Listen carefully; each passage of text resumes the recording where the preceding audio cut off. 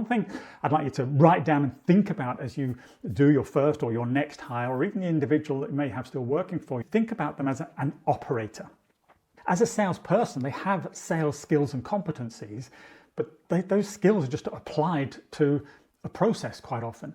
So think of them as an operator, and they're going to come in and operate your sales system. And if you don't have a selling system, then what are they going to operate?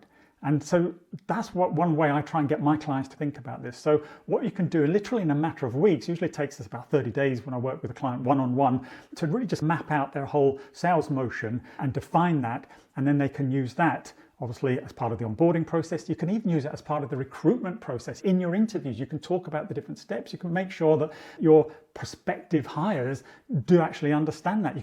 You will have roles and responsibilities defined. Because what you might find, I'll give you a story here actually. So I was working with somebody who had hired somebody who had come from a major tech company. I mean, this isn't a tech issue, so just my background and my experience of working with tech companies and running my own businesses, etc. But they hired this individual was on a large base and high commission sales plan with the company they were working for. In the previous year, they had closed tens of millions of dollars worth of business. So this founder that I was working with was really excited to think, that's what I want for my business. If they could come in and grow the business by tens of millions like they've done somewhere else, then that's exactly what I'm looking for. So they started. And within weeks, it became really evident that this individual didn't have anybody to actually sell to. There was only a few kind of leads. But so the founder was saying, well, you need to start building a pipeline, you need to start prospecting, I want you to.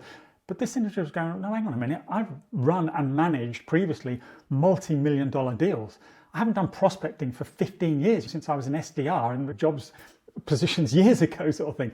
That's not what I thought this job was. You said you wanted me to close. So there was this misunderstanding between the two parties. The founder thought that you could just bring in this salesperson and everything was going to be magical.